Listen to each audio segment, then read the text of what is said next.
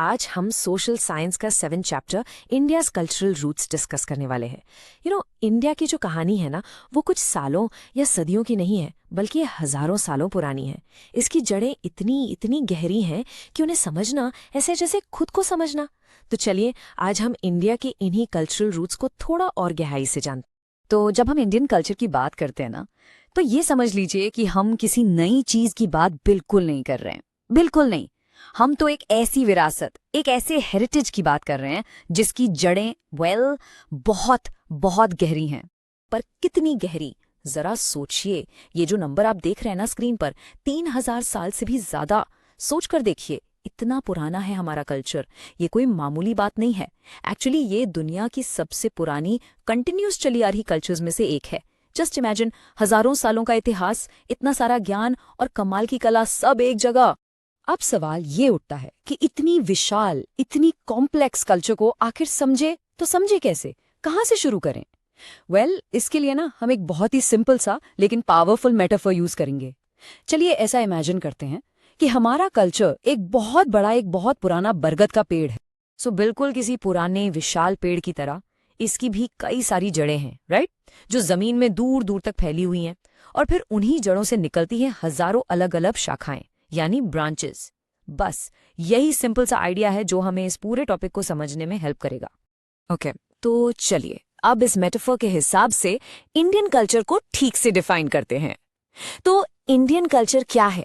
सोचो, ये एक एंशिएंट ट्री है, एक ऐसा पेड़ जिसकी बहुत सारी रूट्स एक कॉमन ट्रंक को यानी तने को नर्चर करती हैं, उसको पोषण देती हैं। और फिर उसी एक ट्रंक से कई सारी डिफरेंट ब्रांचेस निकलती हैं। ये जो ब्रांचेस है ना, यही तो हमारे कल्चर के अलग अलग मैनिफेस्टेशंस हैं। तो अब जब पेड़ की बात हो ही रही है, तो चलिए सबसे पहले इसकी जड़ों को देखते हैं, थोड़ी गहराई में चलते हैं। आखिर ये सब शुरू कहाँ से हुआ? कहाँ से इस विशाल पेड़ को इसका पोषण मिलना शुरू हुआ था? आर्कियोलॉजिस्ट्स और स्कॉलर्स सभी इस बात पर अग्री करते हैं। वो कहते हैं कि हमारी कल्चरल रूट्स सीधे जाकर जुड़ती हैं इंडस या हड़प्पन, या फिर जिसे कहते हैं सिंधु सरस्वती सिविलाइजेशन से। हाँ, कंफ्यूज मत होना, ये तीनों नाम एक्चुअली एक ही ग्रेट सिविलाइजेशन के हैं। और ये सिविलाइजेशन कितनी पुरानी थी, इसका अंदाजा आपको इस टाइमलाइन से लगेगा। देखिए, इसका जो अर्ली फेज था वो शुरू हुआ अराउंड 3300 BCE में। फिर आया इसका सबसे डेवलप्ड यानी मैच्योर फेज, जो आसपास 2600 BCE का था। और फिर लगभग 1900 BCE से इसका डिक्लाइन शुरू हो गया। मतलब सोचिए, हम आज से 5000 साल से भी पहले की बात कर रहे हैं। अमेजिंग। ओके, तो ये तो हुई जड़ों की बात, राइट? रूट्स को हमने समझ लिया। अब चलिए ऊपर आते हैं और देखते हैं कि इन मजबूत जड़ों और ट्रंक से जो इतनी सारी खूबसूरत ब्रांचेस निकली हैं, वो आखिर हैं क्या? तो ये ब्रांचेस आखिर हैं क्या? ये हैं हमारे कल्चर के अलग अलग यानी diverse expressions. For example art, सोचो अजंता की बेहतरीन पेंटिंग्स। फिर है लिटरेचर, जहां वेद और पुराण लिखे गए। साइंस भी है, याद है आर्यभट्टा ने 0 दिया था। और हाँ, मेडिसिन, जैसे कि आयुर्वेदा, वो भी एक ब्रांच है। इतना ही नहीं, चाणक्य की आर्ट ऑफ गवर्नेंस से लेकर कलारीपयट्टू जैसे मार्शल आर्ट्स तक सब इस पेड़ की ही शाखाएं हैं। मतलब वाओ, कितनी ज्यादा डाइवर्सिटी है? यहाँ पर सबसे इंपॉर्टेंट पॉइंट क्या है? यही कि भले ही ये सारी ब्रांचेस एक दूसरे से बिल्कुल अलग दिखती हों, साइंस और आर्ट कितने अलग हैं, राइट? लेकिन इन सबको पोषण, इन सबको नरिशमेंट एक ही कॉमन ट्रंक से मिल रहा है। ये सब आपस में जुड़े हुए हैं, और जब ये सब जुड़ते हैं तभी तो एक पूरा पेड़ बनता है। पर रुकिए, कल्चर सिर्फ इन्हीं चीजों तक लिमिटेड नहीं है। इस पेड़ से एक और तरह की बहुत ही इंपॉर्टेंट ब्रांचेस भी निकली हैं। और ये ब्रांचेस ऐसी वैसी ब्रांचेस नहीं थी, ये थी सोचने के नए तरीके, जीवन और इस दुनिया को देखने के बिल्कुल यूनिक अनोखे तरीके। इन अनोखे तरीकों को हम कहते हैं स्कूल्स ऑफ थॉट। अब ये स्कूल्स ऑफ थॉट क्या होता है? बेसिकली ये थिंकर्स या स्पिरिचुअल सीकर्स के ऐसे ग्रुप्स थे जिनके आइडियाज इंसानी जिंदगी और इस दुनिया के बारे में आपस में काफी मिलते जुलते थे। और टाइम के साथ साथ इंडिया में कोई एक दो नहीं, बल्कि सैकड़ों, लिटरली हंड्रेड्स ऑफ ऐसे अलग अलग स्कूल्स ऑफ थॉट सामने आए। आपने नाम सुने होंगे, जैसे वैदिक, बुद्धिस्ट, जैन, चारवाका और भी बहुत सारे। और इन सभी ने मिलकर ही हमारे देश की एक जो यूनिक पर्सनालिटी है ना, एक अनोखी पहचान, उसको शेप किया है। और राइट, तो अब तक हमने जो भी देखा, पेड़ की जड़ें, उसका ट्रंक, उसकी इतनी सारी ब्रांचेस, चलिए अब इन सारे आइडियाज को आपस में कनेक्ट करते हैं, क्योंकि जब हम ये सब जोड़ेंगे तभी हमें आज के इंडिया को यानी भारत को ठीक से समझने में हेल्प मिलेगी। और ये कोट इस पूरी बात का एसेंस, इसका सार बिल्कुल साफ कर देता है कि इन जड़ों और इन शाखाओं को समझकर ही हम इंडिया दैट इज भारत को अ लॉट बेटर, बहुत बेहतर तरीके से समझ सकते हैं। सिंपल सी बात है, हमारा जो पास्ट है वही तो हमारे प्रेजेंट की फाउंडेशन है, उसकी नींव है। हमारा अगला टॉपिक है भारत की एक सबसे अनोखी परंपरा, वेदास। ये एक ऐसी प्राचीन विरासत है जिसे हाल ही में दुनिया का एक बहुत बड़ा सम्मान मिला है, और इस एक्सप्लेनर में हम जानेंगे कि आखिर ऐसा क्यों है। तो हमारी कहानी शुरू होती है एक मॉडर्न इवेंट से। साल 2008 में यूनाइटेड नेशंस की एक स्पेशल एजेंसी यूनेस्को ने भारत की हजारों साल पुरानी एक परंपरा को एक बहुत ही खास दर्जा दिया। ये एक ऐसा पल था जब पूरी दुनिया का ध्यान भारत के प्राचीन इतिहास की तरफ गया। और ये सम्मान क्या था? इस परंपरा को a masterpiece of the oral and intangible heritage of humanity घोषित किया गया। अब देखिए, यहाँ दो शब्द बहुत जरूरी हैं, ओरल यानी जो बोला जाता है, और इनटेंजिबल यानी ऐसी चीजें जिसे आप फिजिकली छू नहीं सकते। तो ये एक सीधा सा सवाल उठाता है, आखिर यूनेस्को ने किस चीज को सम्मानित किया, और ये वेदास क्या हैं जिनके बारे में हम सुनते रहते हैं? चलिए इन सवालों के जवाब ढूंढते हैं। सबसे पहले वेदा शब्द को ही समझते हैं। ये संस्कृत के रूट वर्ड विद से आया है, जिसका सिंपल सा मतलब होता है ज्ञान या नॉलेज। तो सीधे शब्दों में वेदास को भारत का सबसे प्राचीन ज्ञान का भंडारा माना जाता है। वेदास सिर्फ एक किताब नहीं है, ये 4 मुख्य ग्रंथों का कलेक्शन है। हमारे पास है ऋग्वेद, जो इन सब में सबसे पुराना है, फिर है यजुर्वेद, सामवेदा और अथर्ववेदा। और इन ग्रंथों के अंदर क्या है? इनमें हजारों स्तुतियां, सुंदर कविताएं और गहरी प्रार्थनाएं हैं। इन्हें सप्त सिंधव क्षेत्र में कंपोज किया गया था, जो एक प्राचीन इलाका था जिसे 7 नदियों की भूमि भी कहते हैं। अब यहाँ पर चीजें सच में हैरान कर देने वाली हैं। एक्सपर्ट्स मानते हैं कि ऋग्वेदा को 5000 से 2000 BCE के बीच में कंपोज किया गया था। इसको आसान भाषा में समझें तो ग्रीस में पहले ओलंपिक गेम्स हुए 800 साल BCE के आसपास। सम्राट अशोका का शासन था लगभग 268 BCE, और प्रिंटिंग प्रेस वो तो 1440 CE तक इन्वेंट ही नहीं हुई थी। इससे आपको अंदाजा लगेगा कि हम कितनी पुरानी चीज की बात कर रहे हैं। लेकिन इस कहानी का सबसे अद्भुत हिस्सा अब आता है। हजारों सालों तक इस विशाल ज्ञान को कभी लिखा ही नहीं गया। बिल्कुल सही सुना आपने। इसे एक पीढ़ी से दूसरी पीढ़ी तक सिर्फ बोलकर, सुनकर और पूरी सावधानी से याद करके पहुंचाया गया। और ये कब तक चला? एक अनुमान है कि ये ओरल ट्रेडिशन यानी मौखिक परंपरा लगभग 200 पीढ़ियों तक चलती रही। 200! जरा सोचकर देखिए, ज्ञान की एक पूरी लाइब्रेरी इतने लंबे समय तक बिना एक भी किताब के परफेक्टली आगे बढ़ती रही। ये इंसानी मेमोरी की ताकत का एक जबरदस्त एग्जाम्पल है। तो ये कमाल किया कैसे गया? ये एक बहुत ही सिस्टमैटिक और डिसिप्लिन्ड प्रोसेस के थ्रू किया गया। सबसे पहले प्राचीन ऋषियों ने इन स्तुतियों को कंपोज किया, फिर स्टूडेंट्स ने सालों की कठिन ट्रेनिंग से उन्हें याद किया। ये ज्ञान फिर सीधे गुरु से शिष्य तक पहुंचा, और सबसे जरूरी बात, इसका पाठ बिल्कुल वैसे ही किया जाता था, बिना किसी बदलाव के, जैसा सीखा गया था। और यही है सबसे क्रूशियल पॉइंट। ज्ञान को आगे बढ़ाने का ये अद्भुत तरीका, हजारों सालों तक इस शुद्धता को बनाए रखने का समर्पण, ठीक इसी चीज को यूनेस्को ने 2008 में एक ग्लोबल ट्रेजर यानी विश्व धरोहर माना। और एक छोटा सा रिमाइंडर, यूनेस्को का मतलब है United Nations Educational, Scientific and Cultural Organization. इसका पूरा मिशन ही कल्चर, साइंस और एजुकेशन के जरिए देशों के बीच संवाद को बढ़ावा देना और मानवता की साझी विरासत को बचाना है। हमारा अगला टॉपिक है वैदिक hymns, a call for unity.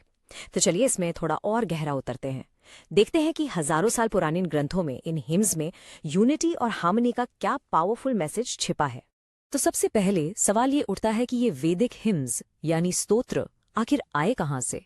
इन्हें कंपोज किया था ऋषिज यानी मेल सेयर्स ने, और ऋषिकाज यानी फीमेल सेयर्स ने। हाँ, उस समय इस महिला संत भी थीं, और उन्होंने इसकी रचना संस्कृत के एक बहुत ही अर्ली फॉर्म में की थी। सोचो कितनी पुरानी ज्ञान की धारा है। ओके, तो ये हिम्स थे क्या एग्जैक्टली? आप समझ सकते हैं कि ये एक तरह की पोएम्स या प्रेयर्स थी, बहुत ही खूबसूरत पोएटिकल फॉर्म में लिखी हुई, और ये एड्रेस की जाती थी अलग अलग डीटीज को, यानी अलग अलग गॉड्स एंड गॉडेसेस को। और कौन कौन सी डीटीज थे? वेल, इन हिम्स में कुछ की डीटीज का जिक्र बार बार आता है, जैसे कि इंद्र, अग्नि, वरुणा, मित्र, और हाँ, सरस्वती और उषस भी।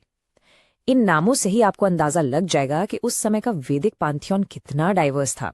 पर ये सिर्फ प्रार्थना से कहीं बढ़कर था। ऋषिज और डीटीज की एक बहुत बड़ी एक शेयर्ड रिस्पॉन्सिबिलिटी थी, और वो थी रिदम को सस्टेन करना।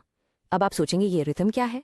बेसिकली ये माना जाता था कि जब सेर्स सही तरीके से रिचुअल्स और हिम्स परफॉर्म करते हैं तो डीटीज खुश होते हैं, और इससे पूरे कॉस्मोस में यानी ब्रह्मांड में ट्रूथ एंड ऑर्डर का बैलेंस बना रहता है।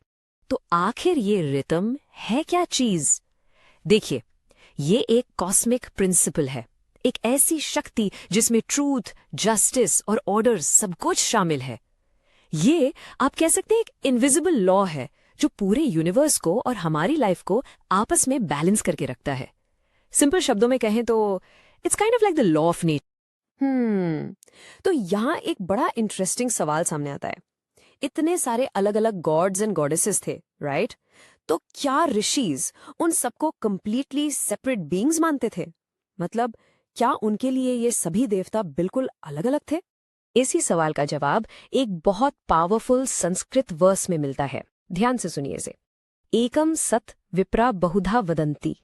बस ये एक लाइन, ये पूरे वैदिक फिलॉसफी का एसेंस है। तो इसका मतलब क्या हुआ? इसका मीनिंग है कि the supreme reality, the truth, वो तो एक ही है, लेकिन जो वाइज लोग हैं वो उसे अलग अलग नामों से बुलाते हैं। वाओ, सोच के देखिए, इसका मतलब साफ है, देवता भले ही कितने भी हों, उन सबके पीछे जो अल्टीमेट सुप्रीम रियलिटी है वो सिर्फ एक है।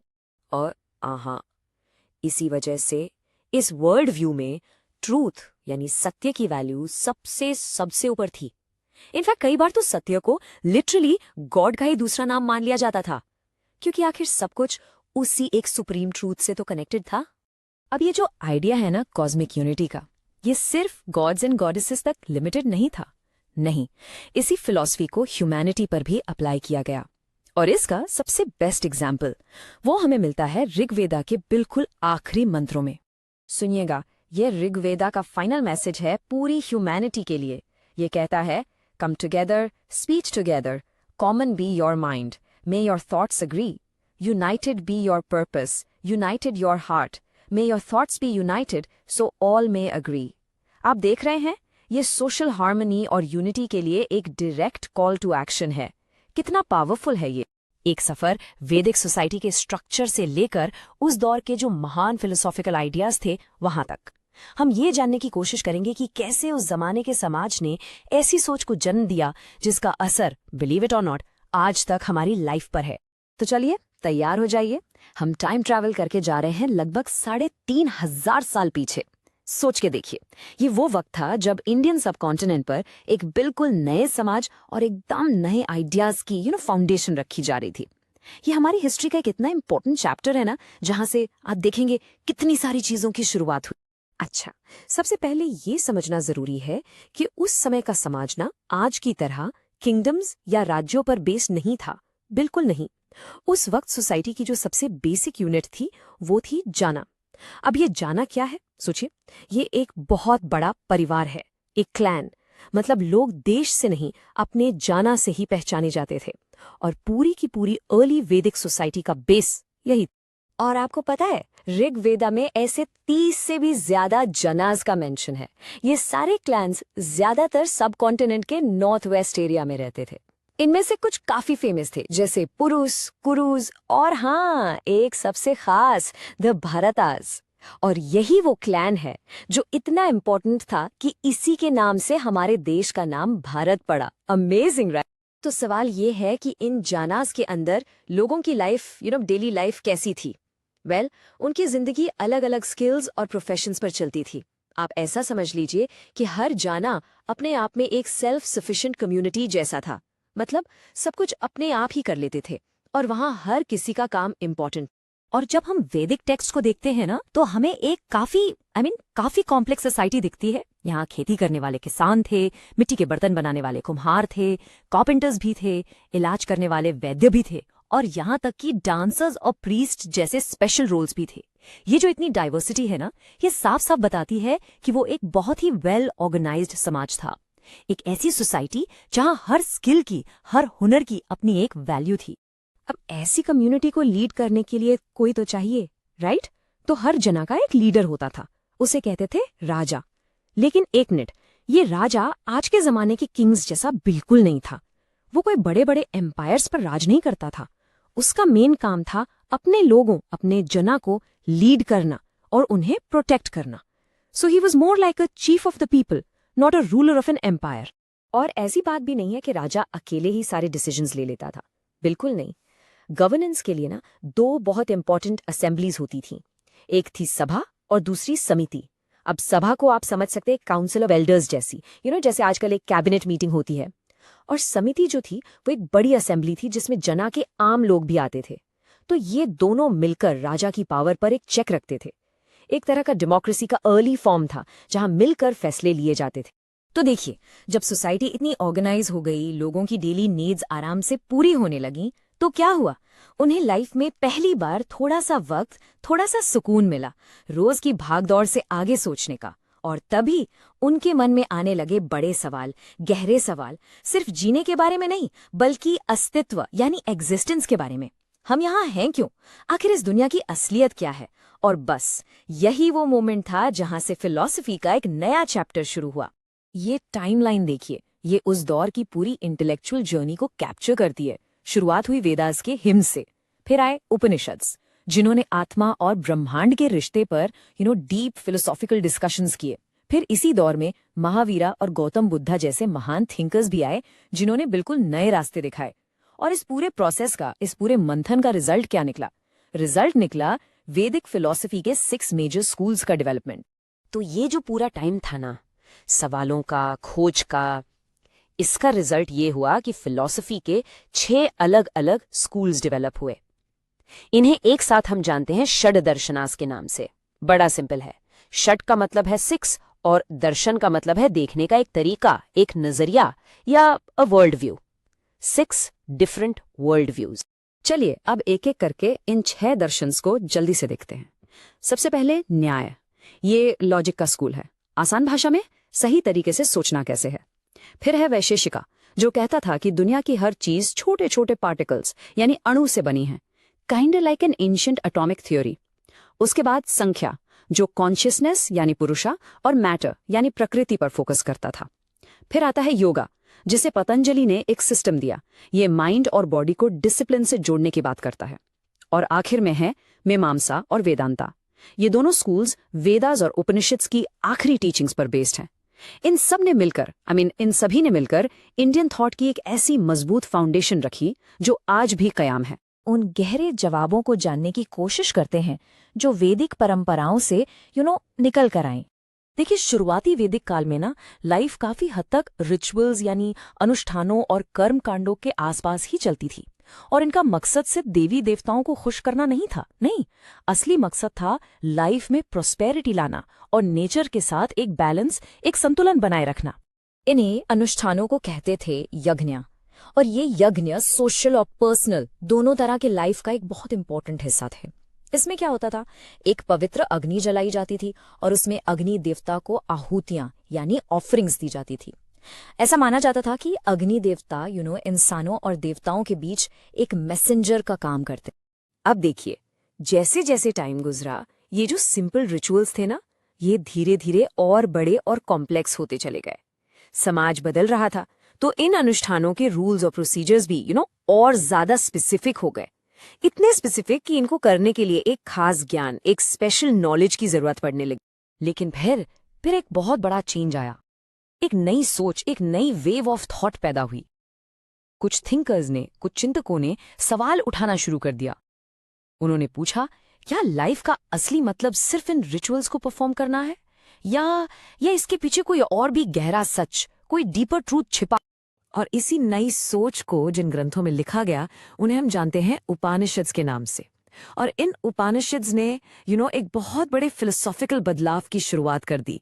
सोचिए, इन ग्रंथों ने रीबर्थ यानी पुनर्जन्म और कर्मा जैसे रेवोल्यूशनरी आइडियाज लोगों के सामने रखे। इन आइडियाज ने लोगों की सोच को बिल्कुल बदल के रख दिया। अब लोग ये मानने लगे कि हमारी ये जो लाइफ है, ये एक बहुत लंबी जर्नी का सिर्फ एक पार्ट है, और हम आज जो भी एक्शंस लेते हैं, जो कर्म करते हैं, वही हमारे फ्यूचर को शेप करते हैं। तो ठीक है, चलिए अब इस नई सोच के बिल्कुल कोर में, इसके केंद्र में चलते हैं। उपनिषदों से जो ये फिलॉसफी डेवलप हुई, उसे वेदांता कहा गया। और इसका जो सेंट्रल आइडिया है ना, वो सच में माइंड ब्लोइंग है। इस फिलॉसफी ने क्या कहा? इसने कहा कि इस यूनिवर्स में जो कुछ भी मौजूद है, आप, मैं, ये पेड़ पौधे, पहाड़, दूर के तारे, वो सब अल्टीमेटली एक ही चीज है।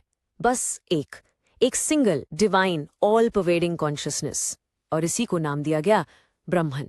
और अब आती है सबसे इंटरेस्टिंग, सबसे क्रूशल बात। उन्होंने सिखाया कि उस अनंत इन्फिनिट ब्रह्मन की एक छोटी सी चिंगारी, एक अंश हम सब के अंदर है, राइट हियर इनसाइड अस। और इसी अंश को, इसी डिवाइन स्पार्क को आत्मन यानी द सेल्फ कहा गया। इसको समझने का एक बहुत अच्छा तरीका है। मान लीजिए ब्रह्मन एक विशाल अनंत समुंदर है, द इन्फिनिट ओशन। तो हर जीव के अंदर जो आत्मन है ना, वो उस समुंदर की एक बूंद है, अ सिंगल ड्रॉप। अब देखिए, बूंद समुंदर से अलग दिखती जरूर है, लेकिन उसकी क्वालिटी, उसका एसेंस तो वही है जो समुंदर का है। बेसिकली दोनों एक ही चीज हैं। और इसी गहरे एक्सपीरियंस को, इसी रियलाइजेशन को एक पावरफुल स्टेटमेंट में कैप्चर किया गया, अहम ब्रह्मास्मि।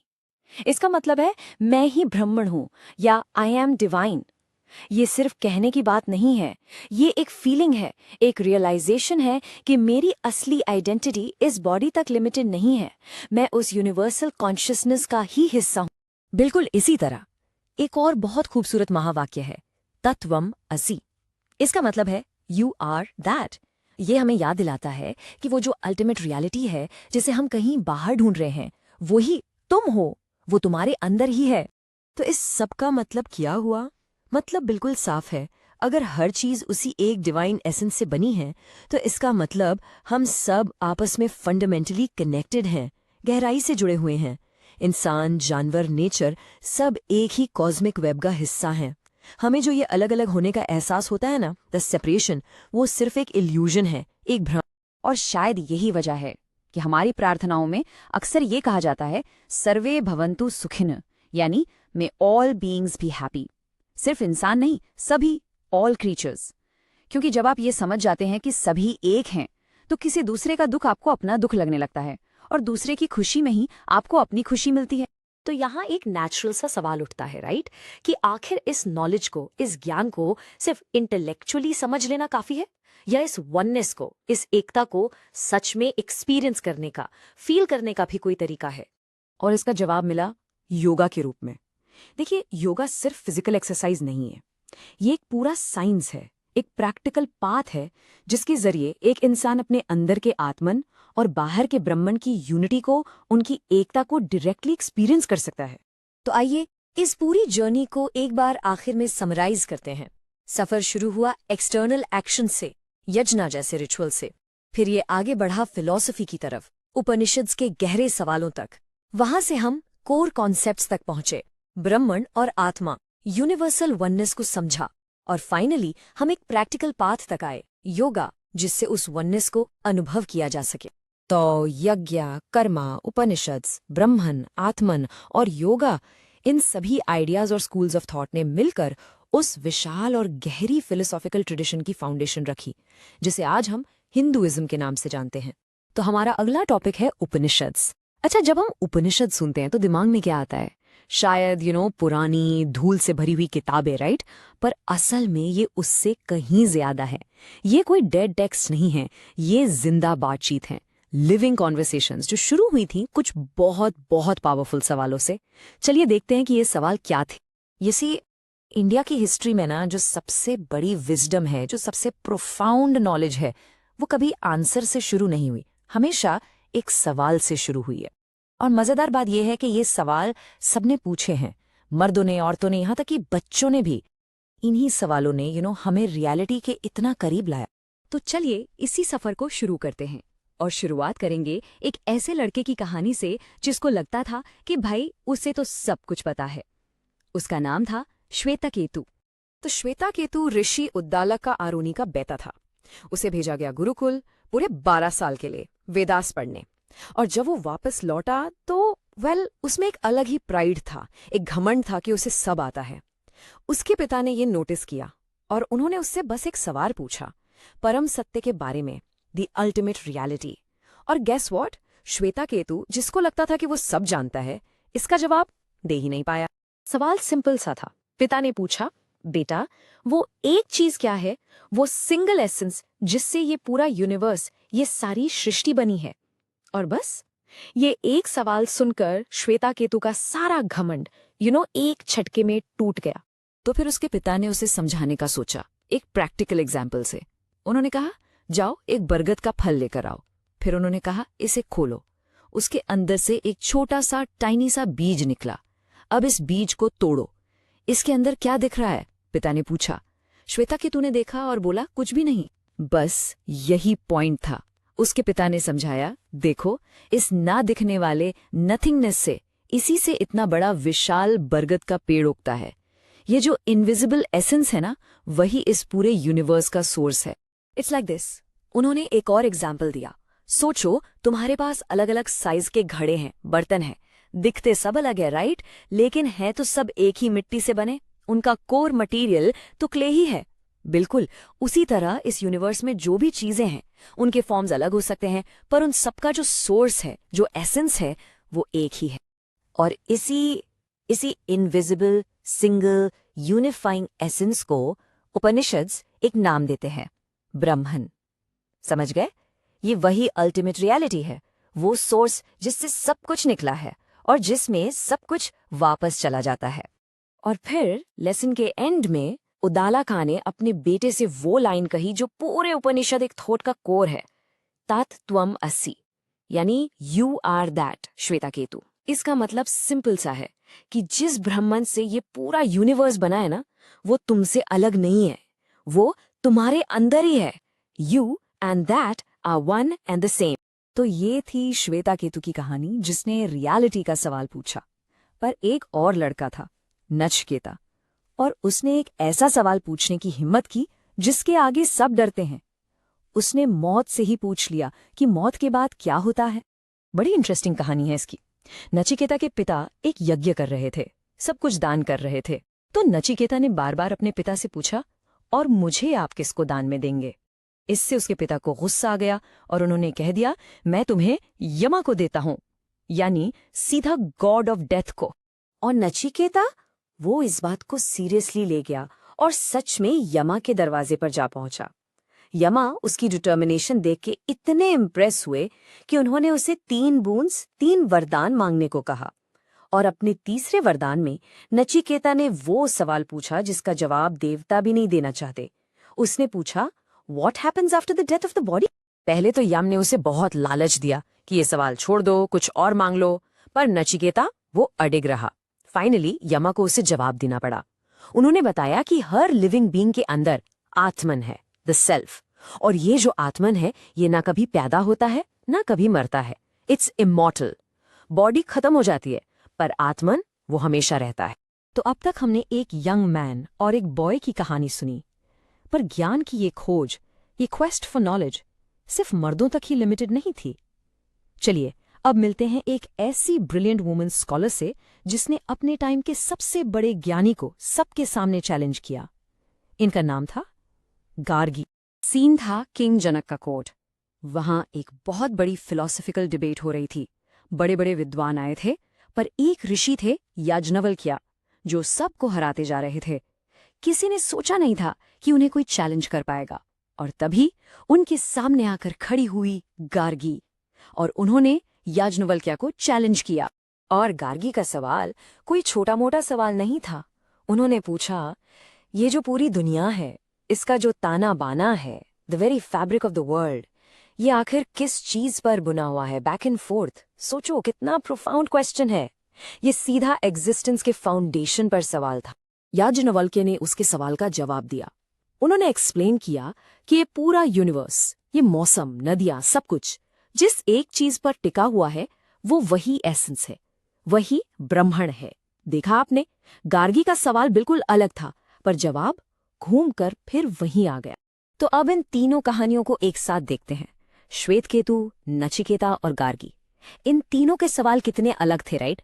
पर इन सबके जवाब, they were all pointing towards the very same truth.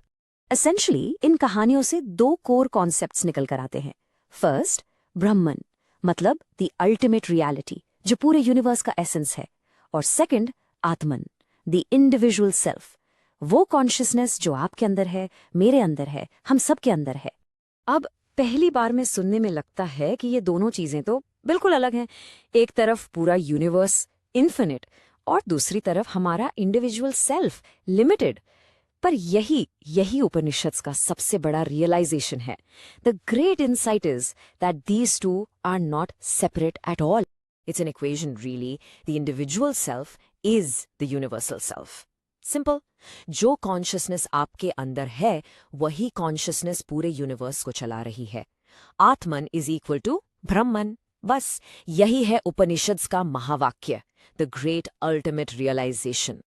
सोचिए, एक ऐसा इंसान जिसके पास सब कुछ था, दौलत, शोहरत, ऐशो आराम, हर चीज, लेकिन फिर भी उसने सब कुछ छोड़ दिया। क्यों? सिर्फ एक सवाल का जवाब ढूंढने के लिए। तो चलिए आज हम सिद्धार्था गौतमा की इस अनबिलीवेबल स्टोरी में डाइव करते हैं। और उनका सफर इसी सवाल से शुरू होता है। एक ऐसा सवाल जो हम सबको कभी ना कभी जरूर सोचने पर मजबूर करता है। अगर आपके पास सब कुछ हो तो आप उसे छोड़ क्यों देंगे? तो इनका नाम था सिद्धार्था गौतमा, और हाँ, वो कोई आम इंसान नहीं थे, बल्कि एक प्रिंस थे। उनका जन्म हुआ था अराउंड 560 BCE, यानी आज से लगभग 2500 साल पहले, लुम्बिनी में, जो आज के टाइम में नेपाल में है। अब इमेजिन कीजिए, उनकी लाइफ ऐसी थी कि उन्होंने महल की दीवारों के बाहर की दुनिया देखी ही नहीं थी। मतलब उन्हें ये तक नहीं पता था कि दुख क्या होता है, बीमारी क्या होती है, या बुढ़ापा क्या चीज है। उनकी दुनिया बिल्कुल परफेक्ट थी। पर 29 साल की एज में एक ही दिन में सब कुछ बदलने वाला था। उस दिन उन्होंने डिसाइड किया कि वो महल से बाहर जाकर देखेंगे कि असली दुनिया है कैसी। और बस यही वो जर्नी थी जिस पर उन्हें वो 4 साइट्स दिखे। 4 ऐसी चीजें जिन्होंने उनकी पूरी रियलिटी को हिलाकर रख दिया, लिटरली। सोच के देखिए, for the very first time उन्होंने एक बूढ़े आदमी को देखा जिसके शरीर में ताकत नहीं थी। फिर उन्होंने एक बीमार आदमी को देखा जो दर्द से तड़प रहा था। और आखिर में उन्होंने एक डेड बॉडी देखी। उनके लिए ये एक बहुत बड़ा शॉक था। उन्हें रियलाइज हुआ कि अरे, बुढ़ापा, बीमारी और मौत, ये तो लाइफ की सच्चाइयां हैं, और इनसे तो वो भी नहीं बच सकते, भले ही वो एक प्रिंस क्यों ना हो। और तभी उन्होंने चौथी साइड देखी, एक एसेटिक, एक तपस्वी। इस इंसान के पास कुछ भी नहीं था, लिटरली कुछ नहीं, लेकिन उसके चेहरे पर एक ऐसी शांति थी, एक ऐसा सुकून था जो सिद्धार्था ने पहले कभी नहीं देखा था। और बस यही वो मोमेंट था जब उनके दिमाग में वो सवाल आया जिसने उन्हें बेचैन कर दिया। ऐसी दुनिया जहां इतना दुख है, इतना सफरिंग है, वहां किसी को ऐसी शांति, ऐसा पीस कैसे मिल सकता? और इसी एक सवाल का जवाब ढूंढने के लिए उन्होंने एक इतना बड़ा डिसीजन लिया जिसे हिस्ट्री में द ग्रेट रिनंसिएशन के नाम से जाना जाता है। रातों रात उन्होंने अपना महल, अपनी वाइफ, अपने नए पैदा हुए बेटे, अपनी पूरी लाइफ, सब कुछ छोड़ दिया। एक प्रिंस से वो सीधा एक वॉन्डरिंग एस्थेटिक बन गए। अब आप सोचेंगे एस्थेटिक क्या होता है? वेल, एस्थेटिक बेसिकली वो इंसान होता है जो सब कुछ त्याग कर एक बहुत ही डिसिप्लिन लाइफ जीता है ताकि वो हायर कॉन्शियसनेस, या कह सकते हैं सच्चे ज्ञान को पा सकें। और उनका ये सफर आसान बिल्कुल नहीं था। देखिए, उनका जन्म लुम्बिनी में हुआ। 29 साल की एज में उन्होंने घर छोड़ दिया, और उसके बाद सालों तक वो एक एस्थेटिक की तरह घूमते रहे। वो कई टीचर्स, कई गुरुज के पास गए, लेकिन उन्हें अपने सवाल का जवाब कहीं नहीं मिला। फिर इतने सालों की खोज के बाद वो पहुंचे बोध गया। लेकिन उनके अंदर एक आग थी, एक ही मिशन था जो उन्हें आगे बढ़ा रहा था कि इंसान को दुख क्यों होता है, इस सफरिंग की जड़ क्या है, मैं इसका पता लगाकर ही रहूंगा। और बोध गया मैं, क्योंकि ये सालों लंबी सर्च, उनकी ये भटकन फाइनली खत्म होने वाली थी। वो वहां एक पीपल के पेड़ के नीचे बैठे और ध्यान में, मेडिटेशन में चले गए। और इस बार उनका डिटर्मिनेशन अलग ही लेवल का था। उन्होंने एक वाव लिया, एक प्रतिज्ञा ली कि जब तक मुझे सच्चाई का, अल्टीमेट ट्रूथ का पता नहीं चल जाता, मैं इस जगह से नहीं उठूंगा। सोच सकते हैं आप, ऐसा डिटर्मिनेशन। और उस इंटेंस मेडिटेशन के बाद उन्हें आखिरकार एनलाइटमेंट मिला। वो ज्ञान प्राप्त हुआ। उन्हें समझ आ गया कि सारे दुख, सारी सफरिंग का रूट कॉज क्या है। और वो दो चीजें हैं, पहला अविद्या यानी इग्नोरेंस, जब हम चीजों को वैसा नहीं देखते जैसी वो हैं, और दूसरा अटैचमेंट यानी मोह। और फ्रीडम का रास्ता, वो इन्हीं दो चीजों को दूर करने से मिलता है। अटैचमेंट यानी मोह, इस कॉन्सेप्ट को उन्होंने बहुत गहराई से समझा। हम लोग चीजों से, लोगों से, यहां तक कि अपने आइडियाज से जुड़ जाते हैं, राइट? और हम सोचते हैं कि ये हमेशा ऐसे ही रहेंगे, लेकिन जब वो बदलते हैं या हमसे दूर चले जाते हैं, तभी तो हमें सबसे ज्यादा दुख होता है। तो जैसे ही उन्हें ये जवाब मिला, सिद्धार्थ का ट्रांसफॉर्मेशन पूरा हो गया। अब वो ना तो प्रिंस सिद्धार्थ थे, ना ही वो एसेटिक गौतमा थे। वो बन गए थे द बुद्धा, जिसका मतलब ही है द अवेकेंड वन, यानी वो इंसान जो नींद से जाग चुका है। हमारा अगला टॉपिक है गौतम बुद्धा की टीचिंग्स। ये सिर्फ कुछ रूल्स नहीं है, बल्कि एक पूरा लाइफ फिलॉसफी है जिसने सदियों से ना सिर्फ इंडिया बल्कि पूरे एशिया और आज पूरी दुनिया को इन्फ्लुएंस किया है। तो चलिए प्योरिटी के इस अमेजिंग पाथ को समझते हैं। तो ये सब शुरू कहाँ से होता है? बुद्धा के सारे उपदेशों का जो फाउंडेशन है, जो नींव है, वो एक बहुत ही पावरफुल आइडिया पर टिकी है, अहिंसा। उनकी हर एक सीख, हर नियम एक्चुअली इसी एक कोर प्रिंसिपल से निकलता है। अब देखिए, अहिंसा वर्ड सुनते ही हमारे दिमाग में अक्सर नॉन वायलेंस यानी हिंसा ना करना आता है, राइट? लेकिन इसका असली मतलब इससे कहीं ज्यादा डीपर है। इसका रियल मीनिंग है नॉन हर्टिंग या नॉन इंजरिंग। इसका मतलब है किसी भी लिविंग बीइंग को मन से, वचन से या कर्म से किसी भी तरह का पेन न पहुंचाना। लेकिन बुद्धा के लिए ये सिर्फ एक एक्सटर्नल एक्शन नहीं था, और यही बात इसे बहुत इंटरेस्टिंग बना देती है। उनका कहना था कि सच्ची अहिंसा तभी पॉसिबल है जब हमारे अंदर एक सिंसियर इनर डिसिप्लिन हो। जब तक मन में पीस और प्योरिटी ना हो, तब तक बाहर से अहिंसा फॉलो करना अधूरा है। और इसी बात को समझाने के लिए कि असली प्योरिटी अंदर से आती है, बाहरी रिचुअल्स से नहीं, बुद्धा ने एक बहुत ही पावरफुल एग्जाम्पल दिया। उन्होंने कहा कि शुद्धि पानी से नहीं मिलती। उनके एग्जैक्ट वर्ड्स थे, not by water is one made pure, but one is pure in whom truth and dharma reside. Message बिल्कुल क्रिस्टल क्लियर है ना, कि किसी रिवर में नहाने से कोई प्योर नहीं हो जाता। असली प्योरिटी तो उस इंसान के अंदर है जिसके दिल में सच्चाई और धर्मा यानी राइचियसनेस रहती है। तो अल्टीमेटली प्योरिटी एक इंटरनल स्टेट ऑफ बीइंग है। और इस इनर डिसिप्लिन की इंपॉर्टेंस को हाईलाइट करते हुए उन्होंने एक ऐसी बात कही जो माइंड ब्लोइंग है। उन्होंने कहा, conquering one self is greater than conquering 1,000 men on the battlefield 1,000 times। बस एक सेकंड के लिए इसकी डेप्थ को सोचिए। एक बैटलफील्ड पर 1000 लोगों को 1000 बार हराने से भी बड़ी विक्ट्री है अपने ही मन पर, अपनी डिजायर्स पर कंट्रोल पाना। The greatest battle is fought with in ourselves. अब बुद्धा जानते थे कि इतने बड़े आइडियाज को जिंदा रखने के लिए और दूर दूर तक फैलाने के लिए एक कम्युनिटी की जरूरत पड़ेगी। तो इसी पर्पस से उन्होंने संघा की स्थापना की। ये एक ऐसी ऑर्गेनाइजेशन थी जहां लोग एक साथ आकर इन टीचिंग्स को प्रैक्टिस कर सकते थे और अपनी लाइफ में अप्लाई कर सकते थे। और इस संघा के मेंबर्स को हम भिक्षु या मंक्स के नाम से जानते हैं। एक भिक्षु एसेंशियली वो इंसान होता है जो वर्ल्डली लाइफ को छोड़कर अपनी पूरी लाइफ स्पिरिचुअल जर्नी और डिसिप्लिन के लिए डेडिकेट कर देता है और बहुत स्ट्रिक्ट रूल्स एंड रेगुलेशंस को फॉलो करता है। और मॉन्क्स और नन्स की कम्युनिटी का जो इम्पैक्ट था ना, वो आसानी से डिस्क्राइब नहीं किया जा सकता। It was absolutely enormous. इसने एक वेव की तरह न सिर्फ इंडिया बल्कि पूरे एशिया के कल्चर और सोसाइटी को हमेशा के लिए बदल दिया। उनका कंट्रीब्यूशन सच में बहुत बड़ा था। और ये इम्पैक्ट सिर्फ हिस्ट्री बुक्स में नहीं है, बुद्धा की लेगेसी आज भी राइट नाउ जिंदा है। आपको पता है पूरी दुनिया में आज 500 मिलियन से भी ज्यादा लोग उनके बताए हुए पाथ पर चलते हैं। ये नंबर उनके आइडियाज की टाइमलेस पावर और यूनिवर्सल अपील को दिखाता है। तो आखिर में बात यह है कि नॉलेज की ये रिवर जिसका सोर्स इंडिया में था, उसकी गूंज आज भी पूरी दुनिया में सुनाई देती है। ये एक एंशिएंट फिलॉसफी है जो आज के मॉडर्न टाइम्स में भी उतनी ही रेलेवेंट, उतनी ही जरूरी है। तो हमारा अगला टॉपिक है जैन धर्म यानी जैनिज्म। और चलिए इसकी शुरुआत एक बहुत ही दिलचस्प, एक बहुत ही पावरफुल सवाल से करते हैं। एक असली कॉन्करर यानी एक विजेता होने का आखिर मतलब क्या होता है? जरा सोचिए इस बारे में। जब आप ये शब्द सुनते हैं कॉन्करर, तो आपके दिमाग में क्या आता है? शायद किसी महान राजा की तस्वीर जो नई नई जमीनें जीत रहा हो, या कोई बहादुर जनरल जो एक बहुत बड़ी जंग जीत कर लौटा हो। पर क्या हर जीत का मतलब यही होता है, किसी और पर काबू पाना? जैनिज्म हमें कॉन्क्वेस्ट का एक बिल्कुल ही अलग मतलब समझाता है। देखिए, जैन शब्द जो है वो निकला है जिना से, और जिना का मतलब ही होता है कॉन्करर। पर ये वो वाली जीत नहीं है जो जमीन या दुश्मन पर हासिल की जाए, नहीं, ये जीत है खुद पर, अपने अंदर के अज्ञान पर, इग्नोरेंस पर, और उन सभी अटैचमेंट्स पर, उन मोह पर जो हमें बांध कर रखते हैं। असल में यही वो जीत है जो आपको एनलाइटनमेंट यानी परम ज्ञान तक ले जाती है। इस अनोखी जीत की कहानी शुरू होती है एक राजकुमार से, प्रिंस वर्धना। उनका जन्म हुआ था अर्ली 6th सेंचुरी BCE में, आज के बिहार में वैशाली के पास।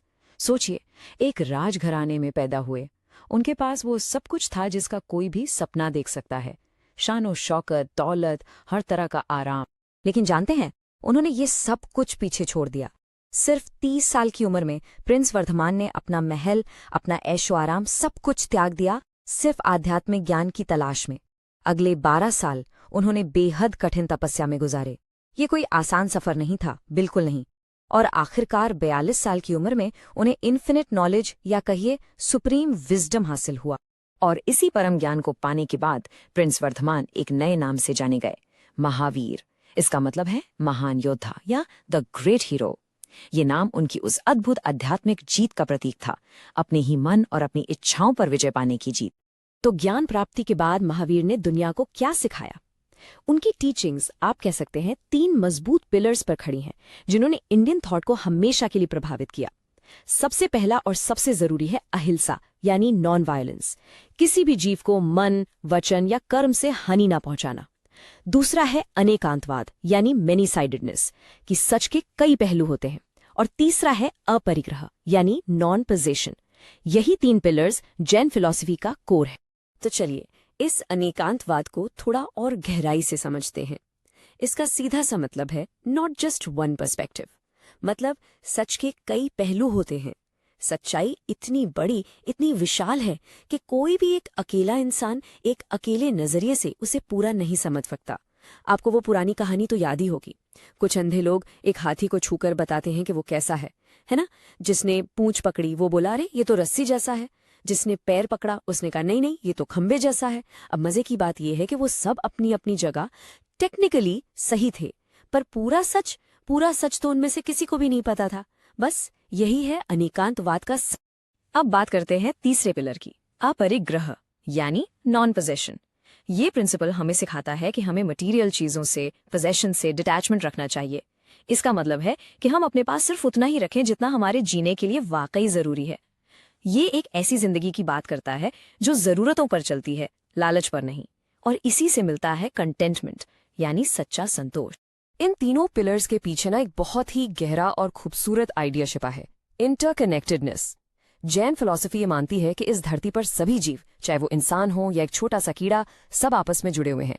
हम सब एक दूसरे पर निर्भर हैं, एक दूसरे को सपोर्ट करते हैं, और सच तो ये है कि एक दूसरे के बिना एग्जिस्ट ही नहीं कर सकते। ये एक बहुत ही प्रोफाउंड इकोलॉजिकल ट्रूथ। और सबसे हैरान करने वाली बात जानते हैं क्या है? हजारों साल पुराना ये ज्ञान आज की मॉडर्न साइंस बार बार साबित कर रही है। जो साइंटिस्ट नेचर, फ्लोरा और फौना को स्टडी करते हैं, वो भी तो इसी इंटरकनेक्टेडनेस की बात करते हैं। हमारा पूरा इकोसिस्टम, हमारा ये प्लैनेट, इसी सिंपल लेकिन पावरफुल प्रिंसिपल पर तो चलता है कि यहाँ सब कुछ एक दूसरे से जुड़ा है। तो महावीर की टीचिंग्स की लेगेसी क्या है? उनकी फिलॉसफी का असर आज भी हम साफ देख सकते हैं। आज भारत में 4.5 मिलियन से ज्यादा लोग जैनिज्म के प्रिंसिपल्स को फॉलो करते हैं। ये संख्या बताती है कि उनकी सिखाई हुई बातें, सेल्फ कॉन्क्वेस्ट और नॉन वायलेंस का उनका मैसेज आज भी लोगों के लिए उतना ही रेलेवेंट और जरूरी है। हमारा अगला टॉपिक है भारत की कुछ प्राचीन और प्रेरक कहानियां। अब देखिए, ये सिर्फ कहानियां नहीं है, बिल्कुल नहीं। इनमें सदियों का ज्ञान छिपा हुआ है, ऐसे लेसन्स जो आज की इस मॉडर्न दुनिया में भी हमें सही रास्ता दिखा सकते हैं। तो आज हम ऐसी ही 2 बहुत पावरफुल स्टोरीज को एक्सप्लोर करने वाले हैं। एक आती है बुद्धिस्ट परंपरा से और दूसरी जैन परंपरा से। मजेदार बात यह है कि दोनों हमें एक बेहतर इंसान बनने का रास्ता दिखाती हैं, लेकिन बिल्कुल अलग अलग तरीकों से। एक लीडरशिप के जरिए तो दूसरी सेल्फ ट्रांसफॉर्मेशन के जरिए। ओके, तो हमारी पहली कहानी आती है जातका टेल से। ये क्या है? सोचो, ये भगवान बुद्ध के पिछले जन्मों की कहानियां हैं। इनके जरिए बुद्धिज्म के जो कोर प्रिंसिपल्स हैं, जो गहरे सिद्धांत हैं, उन्हें बहुत ही सिंपल और इंटरेस्टिंग ढंग से समझाया गया है। और इसी कलेक्शन की एक बहुत ही खास कहानी है बंदरों के एक राजा की। और ये राजा कौन थे? ये असल में स्वयं बुद्धा का ही एक पिछला जन्म थे। ये कहानी हमें सैक्रिफाइस यानी बलिदान की असली शक्ति के बारे में बताती है। जरा कल्पना कीजिए, एक बहुत बड़ा विशाल पेड़, उस पर ऐसे फल लगते थे जिनकी खुशबू और स्वाद बिल्कुल डिवाइन थे, जैसे देवलोक से आए हों। यहां पर बंदरों का एक झुंड, एक ट्रूप बड़े आनंद से रहता था, और उनका प्रोटेक्टर, उनका समझदार और शक्तिशाली राजा। उनकी शांत सी जिंदगी में सब अच्छा भला चल रहा था, लेकिन किस्मत को कुछ और ही मंजूर था। एक दिन एक पका हुआ फल टूटकर नदी में गिर गया और बहते बहते वो एक इंसानी राजा तक जा पहुंचा। उस फल का स्वाद वो राजा को इतना पसंद आया कि उसने तुरंत अपने सैनिकों को उस अद्भुत पेड़ की खोज में भेज दिया। और जल्द ही सैनिकों ने वो पेड़ ढूंढ ही निकाला। उन्होंने वहां फलों का आनंद ले रहे बेखबर बंदरों पर अचानक से हमला कर दिया। इस हमले से बचने के लिए उनके पास सिर्फ एक ही रास्ता था, उस तेजी से बहती नदी को पार करना। और तभी उनके राजा ने एक असाधारण, एक बिल्कुल करेजियस कदम उठाया। अपने विशाल और मजबूत शरीर का इस्तेमाल करते हुए उसने एक लंबी छलांग लगाई, नदी के दूसरे किनारे पर एक पेड़ को पकड़ा और अपने ही शरीर को एक जिंदा पुल, अ लिविंग ब्रिज बना दिया। उसी पुल पर से चलकर उसका पूरा झुंड एक एक करके सुरक्षित जगह पहुंच गया। जरा सोचिए इसके बारे में। सिर्फ एक सेल्फलेस एक्ट, अपने झुंड का भार सहते सहते उसे गंभीर चोटें आईं और आखिर में उसने अपने प्राण भी त्याग दिए। लेकिन उसके उस एक महान बलिदान ने उसके पूरे के पूरे झुंड को जीवन दान दे दिया। तो इस अद्भुत बलिदान का मतलब क्या है आखिर? क्या सीख मिलती है हमें इस कहानी से? ये हमें एक लीडर की सबसे बड़ी ड्यूटी, उसके सबसे बड़े कर्तव्य के बारे में बताती है। जो इंसानी राजा ये सब दूर से देख रहा था ना, वो बंदर राजा के सेल्फलेस सैक्रिफाइस से बिल्कुल हिल गया। उसे समझ आया कि सच्चा लीडरशिप सिर्फ शक्ति या पावर से नहीं आता, बल्कि अपनी प्रजा के लिए सब कुछ दांव पर लगा देने से आता है। एक सच्चा लीडर वो है जो प्रोटेक्ट करता है, चाहे कीमत कुछ भी क्यों ना हो। चलिए अब हम अपनी दूसरी कहानी की तरफ चलते हैं, जो जैन धर्म से है। ये कहानी एक ऐसे चोर की है जिसका जीवन पूरी तरह से बदल जाता है। ये ट्रांसफॉर्मेशन यानी परिवर्तन और रिडेम्पशन की एक अनोखी दास्तान है। और इस कहानी के सेंटर में है महावीरा, जैन धर्म के 24 तीर्थंकरा। वो एक महान स्पिरिचुअल टीचर थे जिन्होंने लोगों को अहिंसा यानी नॉन वायलेंस और आत्मिक मुक्ति यानी लिबरेशन का मार्ग दिखाया। इस कहानी का जो मेन कैरेक्टर है वो है रोहिण्या, एक इतना कुशल, इतना स्किल्ड चोर कि उसे पकड़ना लगभग नामुमकिन था। एक दिन उसके कानों में अचानक महावीर का एक सरमन पड़ा, जिसमें वो अज्ञानता के अंधेरे से मुक्ति पाने की बात कर रहे थे। आखिरकार रोहिण्या को अरेस्ट कर लिया गया। राजा के एक चतुर मंत्री ने उसकी असलियत सामने लाने के लिए एक चाल चली, एक जाल बिछाया। लेकिन उस संकट की घड़ी में पता है क्या हुआ?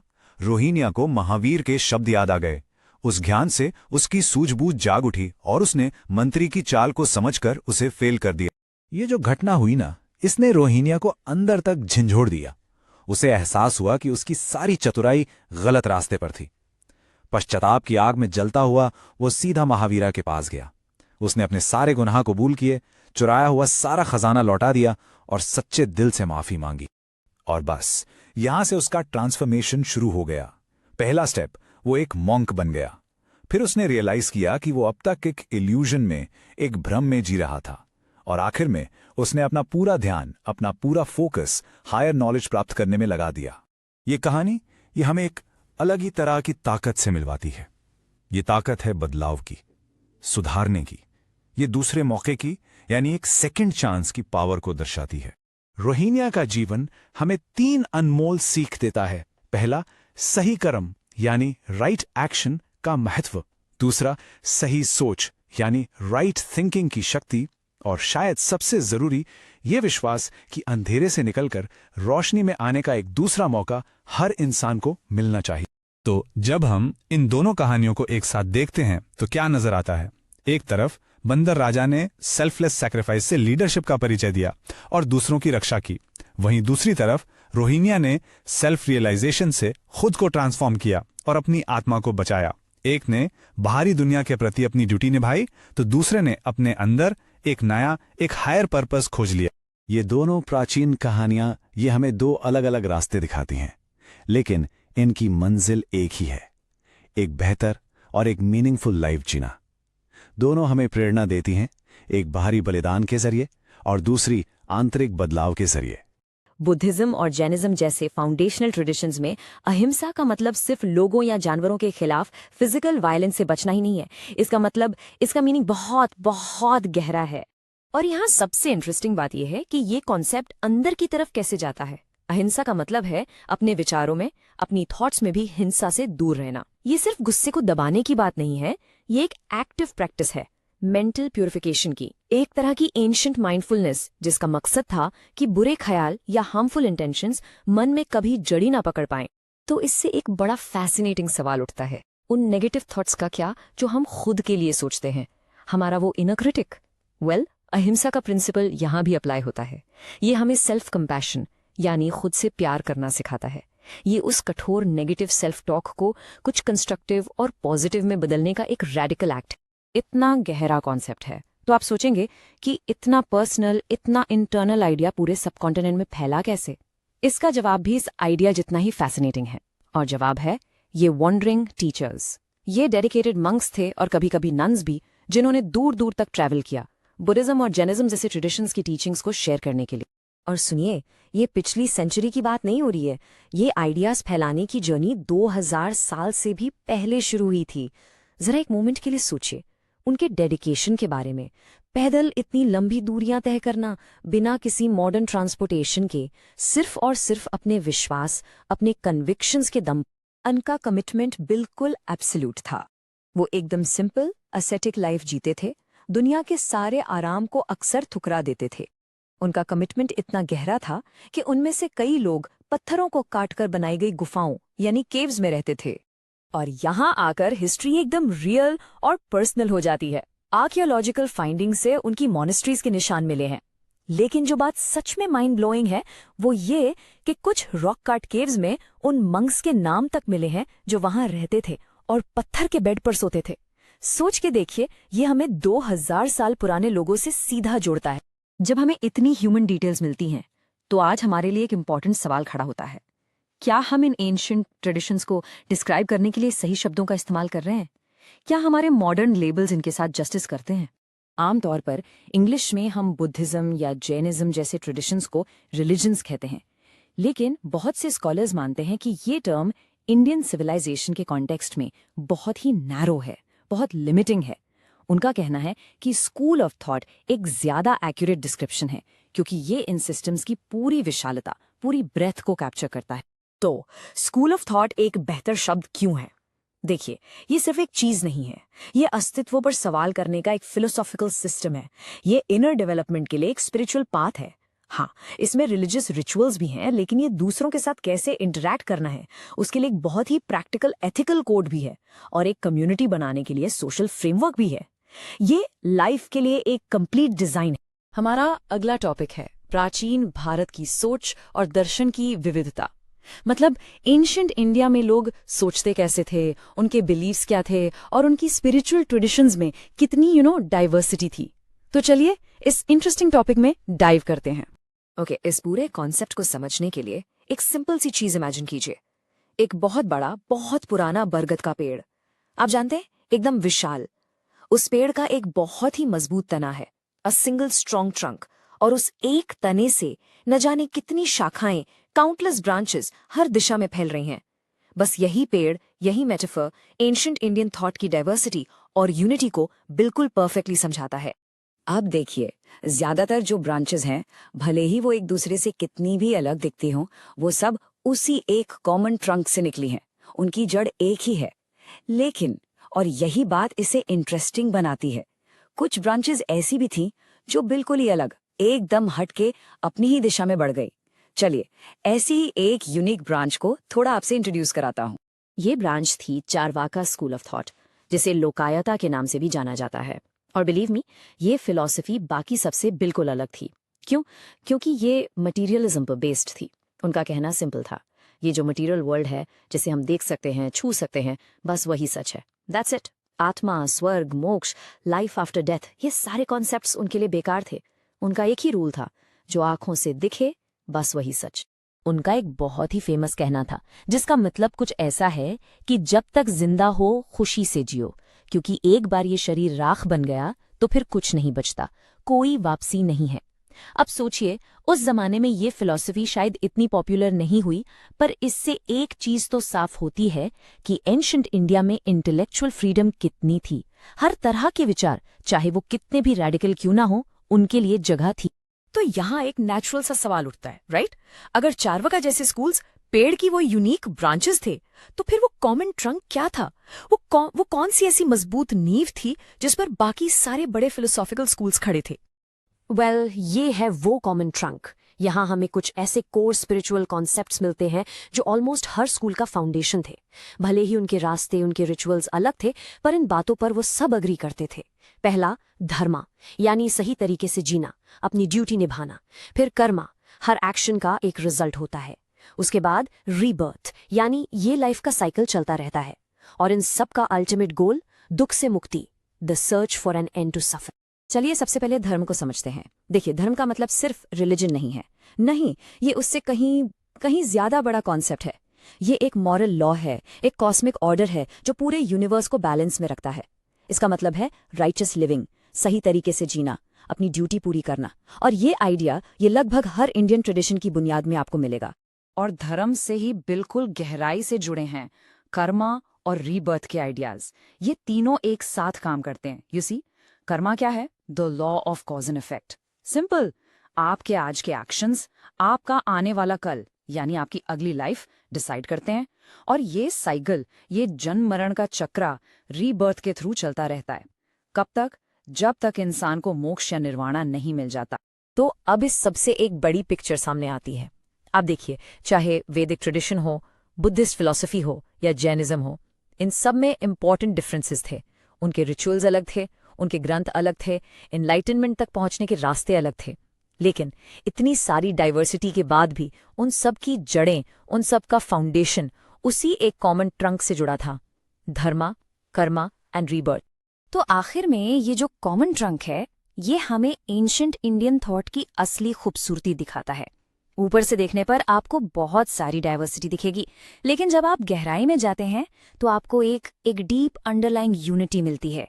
यानी इतनी सारी अलग अलग शाखाएं, पर उन सबको सपोर्ट करने वाला तना हमेशा एक ही रहा। हमारा अगला टॉपिक है इंडिया की आदिवासी परंपराएं। ये एक ऐसी लाइब्रेरी है जिसके पन्ने कभी लिखे ही नहीं गए। सोच के देखिए, एक ऐसी दुनिया जहां ज्ञान किताबों में नहीं बल्कि कहानियों, गीतों और रोजमर्रा की जिंदगी में जिंदा है। चलिए शुरू करते हैं एक ऐसे फैक्ट से जो आपको सोचने पर मजबूर कर देगा। क्या आपको पता है कि इंडिया में यूनाइटेड किंगडम की पूरी आबादी से भी ज्यादा लोग रहते हैं जिनका इतिहास, जिनकी हिस्ट्री कभी किताबों में लिखी ही नहीं गई? हाँ, बिल्कुल सही सुना आपने। और आज हम इसी अनरिटन हिस्ट्री की गहराइयों में उतरेंगे। देखिए, जब हम हिस्ट्री या इतिहास के बारे में सोचते हैं ना, तो फौरन दिमाग में पुरानी किताबें और मैन्यूस्क्रिप्ट्स आते हैं, राइट? पर हिस्ट्री सिर्फ लिखी हुई चीजों से नहीं बनती। इंडिया में एक बहुत ही रिच ओरल ट्रेडिशन भी है। अब ये क्या है? ये वो ज्ञान है जो लिखा नहीं गया, बल्कि पीढ़ी दर पीढ़ी, जनरेशन आफ्टर जनरेशन बोलकर, सुनकर और अपनी डेली लाइफ में प्रैक्टिस करके आगे बढ़ाया गया। और ये ओरल ट्रेडिशंस कई तरह की हैं। फॉर एग्जाम्पल, वैदिक टीचिंग्स जो हजारों साल तक सिर्फ सुनकर और याद करके ही एक जनरेशन से दूसरी तक पहुंची। फिर आती हैं फोक ट्रेडिशंस, यानी लोक परंपराएं, जो आम लोगों के गीतों और कहानियों में आज भी जिंदा है। लेकिन आज हमारा मेन फोकस है तीसरी कैटेगरी पर, ट्राइबल ट्रेडिशंस। ये वो परंपराएं हैं जिनको इंडिया की जनजातियों ने सदियों से अपने सीने में संभाल कर रखा है। तो ठीक है, हम ये शब्द ट्राइब या जनजाति बार बार इस्तेमाल कर रहे हैं, पर इसका आखिर मतलब क्या होता है? What exactly is a tribe? एक ट्राइब को हम डिफाइन कैसे करते हैं? इसको ठीक से समझना बहुत ही जरूरी है। एंथ्रोपोलॉजिस्ट के हिसाब से एक ट्राइब बेसिकली परिवारों का एक ऐसा ग्रुप है जिनके पूर्वज यानी एंसेस्टर्स कॉमन होते हैं। उनकी एक अपनी कॉमन कल्चर और अपनी एक लैंग्वेज होती है। ये लोग एक साथ एक बहुत ही क्लोज नेट कम्युनिटी की तरह रहते हैं, जिनका अक्सर एक चीफ या मुखिया होता है। और हाँ, एक बहुत ही खास बात, इनमें आमतौर पर प्राइवेट प्रॉपर्टी का कॉन्सेप्ट नहीं होता। जमीन और जंगल जैसे रिसोर्सेज पूरी कम्युनिटी के माने जाते हैं। और ये बहुत ही इंटरेस्टिंग है कि एंशंट इंडिया में यानी प्राचीन भारत में ट्राइब के लिए कोई अलग से शब्द था ही नहीं। इन कम्युनिटीज को बस अलग अलग जनाज कहा जाता था। जना का सिंपल मतलब है लोग या कम्युनिटी। ये वो लोग थे जो फॉरेस्ट्स या माउंटेन्स जैसे खास इन्वायरमेंट्स में रहते थे और उन्हें सोसाइटी का एक इंपॉर्टेंट हिस्सा माना जाता था, ना कि कोई अलग थलग ग्रुप। तो ये तो ही पुरानी बात। चलिए अब एंशंट इंडिया से सीधे आज के दौर में आते हैं। आज हमारे आजाद भारत के संविधान में यानी the constitution of India in communities को एक ऑफिशियल पहचान दी गई है। इंग्लिश में इनके लिए ट्राइब्स और ट्राइबल कम्युनिटीज जैसे टर्म्स यूज किए जाते हैं और हिंदी में जनजाति। तो आखिर इंडिया में इनकी पॉपुलेशन है कितनी बड़ी? 2011 के सेंसस के अनुसार यह आंकड़ा है 104 million. 104 million, just let that number sink in. ये कोई छोटा मोटा नंबर नहीं है। आइए इस नंबर के स्केल को, इसके पैमाने को ठीक से समझते हैं। जरा इस चार्ट को देखिए। इंडिया की 104 मिलियन की ट्राइबल पॉपुलेशन यूनाइटेड किंगडम की पूरी आबादी से ज्यादा है। इतना ही नहीं, ऑस्ट्रेलिया की पॉपुलेशन से तो कहीं ज्यादा है। सो जस्ट इमेजिन, एक पूरे देश से भी ज्यादा लोग जिनकी अपनी अलग अलग रिच ट्रेडिशंस हैं, वो हमारे ही देश का हिस्सा हैं। और ये सिर्फ पॉपुलेशन के साइज की बात नहीं है, इसकी डाइवर्सिटी यानी इसकी विविधता उससे भी कहीं ज्यादा कमाल की है। 2011 तक इंडिया में 705 अलग अलग ट्राइब्स को रिकॉग्नाइज किया गया था। 705, कैन यू बिलीव दैट? और ये देश के लगभग हर स्टेट में फैले हुए हैं। हर ट्राइब की अपनी अलग भाषा, अलग कल्चर, अलग पहचान। लेकिन इन कम्युनिटीज को समझने का, इनको देखने का हमारा नजरिया हमेशा से वैसा नहीं था जैसा आज है। वक्त के साथ इस अंडरस्टैंडिंग में, इस सोच में जमीन आसमान का फर्क आया है। चलिए देखते हैं कि ये बदलाव आखिर आया कैसे। अगर हम 19th सेंचुरी में चलें, ब्रिटिश रूल के टाइम जब इन कम्युनिटीज की स्टडी शुरू हुई तो नजरिया काफी बायस था। उस दौर के स्कॉलर्स और एंथ्रोपोलॉजिस्ट अक्सर इन्हें प्रिमिटिव यानी पिछड़ा हुआ या इंफीरियर यानी सिविलाइज लोगों से कमतर समझते थे। ये एक बहुत ही सुपरफिशियल और फ्रैंकली गलत असेसमेंट था। लेकिन जैसे जैसे इनकी डीपर स्टडीज हुई, जब रिसर्चर्स इनके बीच जाकर रहने लगे, इनकी जिंदगी को करीब से समझने लगे, तो पूरी तस्वीर ही बदल गई। आज हम जानते हैं कि इनके कल्चर्स रिच एंड कॉम्प्लेक्स हैं। उनका नेचर का ज्ञान, उनकी आर्ट जैसे कि खूबसूरत वारली पेंटिंग, उनके सोशल स्ट्रक्चर्स सब बहुत ही सोफिस्टिकेटेड और अनोखे हैं। सो यही है क्रूशियल पॉइंट। यही गहरी समझ और नॉलेज है जिसने हमें उन पुराने बायस जजमेंट्स को छोड़ने में मदद की। इससे साफ पता चलता है कि किसी भी कल्चर को सिर्फ ऊपर से देखकर जज करना कितना गलत हो सकता है। उसकी गहराई में उतने बिना हम उसकी सच्चाई को कभी नहीं जान सकते। तो याद रखिएगा, ये सब सिर्फ इतिहास की बातें नहीं है, ये कोई बीते हुए कल की कहानी नहीं है। ये इंडिया की लिविंग हेरिटेज है, एक जिंदा विरासत जो आज भी इन 705 कम्युनिटीज में सांस ले रही है, बदल रही है और आगे बढ़ रही है। सदियों से इंडिया में ना फोक ट्रेडिशंस, ट्राइबल बिलीफ्स और जो मेन स्ट्रीम हिंदू परंपराएं हैं, उनके बीच एक कांस्टेंट इंटरैक्शन चलता आ रहा है। और हाँ, ये कोई वन वे स्ट्रीट बिल्कुल नहीं थी। इसको आप एक जिंदा बहती हुई नदी की तरह समझ सकते हैं, जिसमें आइडियाज, देवी देवता और कहानियां सब दोनों तरफ से आपस में घुल मिल रही थी। एक कंटिन्यूअस एक्सचेंज। सोच के देखिए, इंडिया में 700 से भी ज्यादा 700 प्लस मेजर ट्राइबल कम्युनिटीज हैं। ये नंबर सुनने में ही कितना बड़ा लगता है, राइट? जस्ट इमेजिन कि इनकी स्पिरिचुअल हेरिटेज, इनकी विरासत कितनी विशाल और रंग बिरंगी होगी। सच में हर कम्युनिटी की अपनी एक अनोखी पहचान है, अपनी अलग कहानियां हैं और अपने अलग विश्वास हैं। तो जैसा मैंने कहा, यह एक्सचेंज हमेशा दोनों डायरेक्शंस में हुआ है। चलिए पहले एक साइड देखते हैं कि कैसे ट्राइबल डेइटीज मेन स्ट्रीम हिंदुइज्म का एक इतना इंपॉर्टेंट हिस्सा बन गए। उनके देवी देवता, उनके कॉन्सेप्ट्स, उनकी लेजेंड्स और रिचुअल्स, ये सब कुछ बेसिकली इस कल्चरल गिव एंड टेक का हिस्सा थे। और इसका एक सबसे पावरफुल, सबसे अमेजिंग एग्जाम्पल है पूरी ओडिशा के भगवान जगन्नाथ। आज उनकी पूजा पूरा देश करता है। A huge deal, right? लेकिन क्या आप जानते हैं कि उनका ओरिजिन, उनकी शुरुआत एक ट्राइबल डेइटी के रूप में मानी जाती है? और बात सिर्फ यहीं खत्म नहीं होती। पूरे इंडिया में जिनकी पूजा होती है, मदर गॉडेस यानी देवी माँ, उनके भी कई रूपों की जड़ें इन्हीं ट्राइबल परंपराओं में मिलती हैं। How fascinating is that? Okay, तो अब सिक्के का दूसरा पहलू देखते हैं। क्योंकि जैसा हमने कहा, इन्फ्लुएंस सिर्फ एक तरफ से नहीं था। कई ट्राइब्स ने हिंदू देवी देवताओं को अपनाया। और यहां एक आश्चर्यजनक बात आती है, उन्होंने महाभारत और रामायण के अपने खुद के यूनिक वर्जन्स तक बना लिए हैं। ये जो कल्चरल अडेप्टेशन है ना, ये हमें नॉर्थ ईस्ट से लेकर नीचे तमिलनाडु तक देखने को मिल जाता है। तो यहां पर एक बड़ा सवाल उठता है, आखिर ये जो हजारों साल का कल्चरल एक्सचेंज है, ये इतना नेचुरल, इतना सीमलेस कैसे था? I mean, इन अलग अलग दिखने वाली परंपराओं में आखिर ऐसी क्या कॉमन बात थी जो इन्हें आपस में जोड़ रही थी? आइए इसकी वजह जानते हैं। और इसका जवाब इनकी नींव में ही छुपा है, एक शेयर्ड फाउंडेशन। इन सभी बिलीफ सिस्टम्स में एक बहुत ही गहरा कॉमन विश्वास है कि नेचर यानी प्रकृति पवित्र है, सेक्रेड है। उनका यह मानना है कि पहाड़, नदियां, पेड़, इन सब के पीछे एक जिंदा कॉन्शियसनेस है, एक चेतना काम करती है। और बस यही विश्वास इनके बीच का सबसे मजबूत ब्रिज बना। तो ये सेक्रेड एलिमेंट्स आखिर थे क्या? सोच के देखिए, विशाल पर्वत, जीवन देने वाली नदियां, घने जंगल और उनके पेड़ पौधे, यहां तक कि एनिमल्स और कुछ खास पत्थर भी। इन सभी को ना सिर्फ बेजान चीजें नहीं, बल्कि एक डिवाइन प्रेजेंस का रूप माना जाता था, एक जीती जागती शक्ति। इसका एक बहुत ही खूबसूरत एग्जाम्पल है तमिलनाडु के नीलगिरी माउंटेन्स में रहने वाली तोडा ट्राइब। आप जानते हैं, उनके लिए वहां की 30 से भी ज्यादा माउंटेन पीक्स सिर्फ पहाड़ नहीं हैं, वो देवी देवताओं का घर हैं। और उनका सम्मान, उनकी रिस्पेक्ट इतनी गहरा है कि वो उनकी तरफ उंगली से इशारा तक करने से बचते हैं। It's that secret for them. लेकिन रुकिए, ये कनेक्शन सिर्फ नेचर वर्शिप तक ही सीमित नहीं था।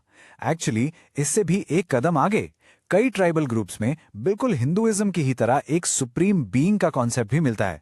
मतलब एक ऐसी सर्वोच्च शक्ति जो इस पूरे संसार को, इस यूनिवर्स को चलाती है। चलिए कुछ एग्जाम्पल्स देखते हैं।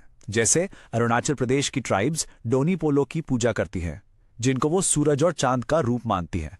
फिर अगर हम सेंट्रल इंडिया में आए तो वहां खंडोबा को पूजा जाता है। और ईस्टर्न इंडिया में मुंडा और संथाल ट्राइब्स सिंह बोंगा को अपना सुप्रीम क्रिएटर मानती हैं। देख रहे हैं आप, अलग अलग नाम, अलग अलग जगह, लेकिन कॉन्सेप्ट, वो कोर आइडिया बिल्कुल एक ही है। इस पूरे डायनामिक को ना एक बहुत ही फेमस इंडियन सोशियोलॉजिस्ट हैं, एंड्रे बेतेले, उन्होंने बिल्कुल साफ शब्दों में समझाया है। उन्होंने कहा, एंड आई कोट, ये सब जानते हैं कि ट्राइबल रिलीजन्स पर हिंदुइज्म का प्रभाव पड़ा है, लेकिन ये भी उतना ही सच है कि शुरुआत से लेकर आज तक हिंदुइज्म पर भी ट्राइबल रिलीजन्स का प्रभाव पड़ा है। ये लाइन बेसिकली सब कुछ साफ कर देती है कि ये हमेशा से एक 2 वे स्ट्रीट ही रही है। तो इस सब का मतलब क्या है? What's the takeaway? Basically ये जो 2 वे इन्फ्लुएंस है ना, ये एक चीज साफ करता है, पूरे इंडियन सबकॉन्टिनेंट में एक बहुत ही गहरी, एक शेयर्ड स्पिरिचुअल फाउंडेशन है, एक सांझी आध्यात्मिक नींव। आप कह सकते हैं कि अलग अलग धाराएं जरूर हैं, पर वो सब आखिर में एक ही समुद्र में आकर मिलती हैं। और यही अनोखा कन्वर्जेंस, यही इंडिया की स्पिरिचुअल डाइवर्सिटी की असली पहचान है। तो उम्मीद है कि आपको ये पूरा टॉपिक अच्छे से समझ आ गया होगा और इसके कॉन्सेप्ट्स बिल्कुल क्रिस्टल क्लियर हो गए होंगे। लाइक और सब्सक्राइब बटन प्रेस करके हमें अपना सपोर्ट जरूर दिखाएं। अगले एक्सप्लेनर में मिलते हैं। Till then, bye bye.